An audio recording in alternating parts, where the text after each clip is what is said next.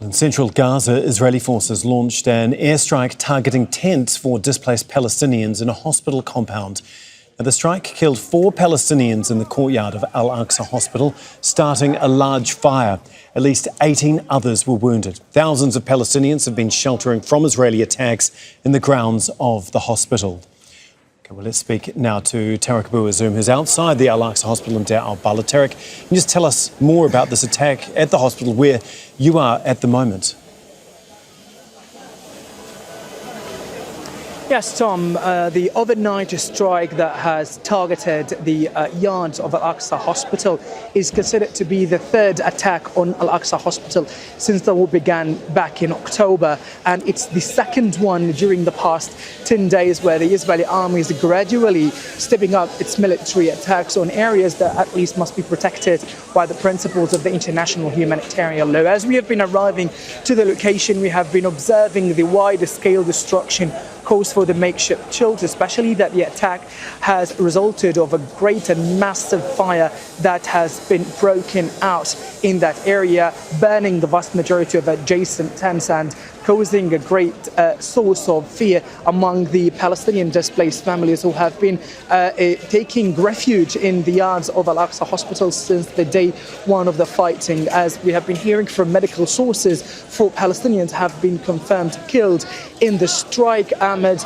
a great sentiment of frustration among everyone in Al-Aqsa Hospital, including doctors, emergency workers, journalists, and even displaced families who have been expressing the deep sadness and upset from this ongoing escalation that Israel has been doing. Especially, we also continue to hear from eyewitnesses on the ground that since the moment of the attack, Israel did not provide any source of a pre-warning, especially that the attack has been carried out in a very small space of land that is overcrowded with civilians and displaced families. And this is the grim reality, in fact, here in Al-Aqsa Hospital. This is the place that Palestinians have been told to seek refuge in Deir el-Balah. Is an area that Palestinians have recently moving to after the new military evacuation orders from Rafah and also from Al-Bureij and Al-Nusayrat refugee camp, Tom. It's not just Deir al-Balah that has been hit. There have been many other strikes as well right across the strip. What more can you tell us about those?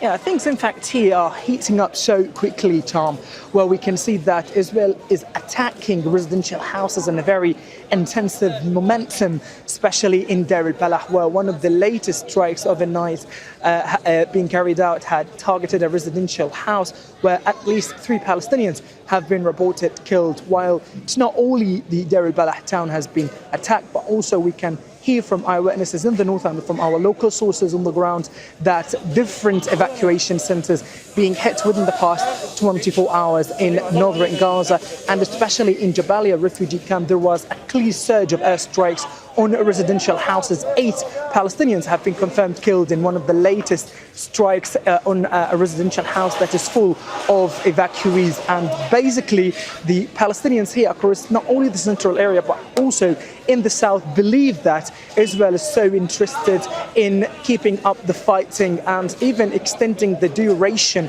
of the war and the period where they have been experiencing different physical and psychological trauma due to the clear mounting pressure being exerted by the Israeli army on civilians. We are talking about all sorts of living here are being attacked. Evacuation centers, hospitals, schools. We're talking about residential houses, key civil infrastructure, which apparently is giving initial indications that Israel is systematically creating corrosive environment in which it makes the way of living for Palestinians is incredibly unsuitable for human habitation, where all means of life here have turned upside down and turned into a pile of rubble because of the ongoing escalation from its side on the ground.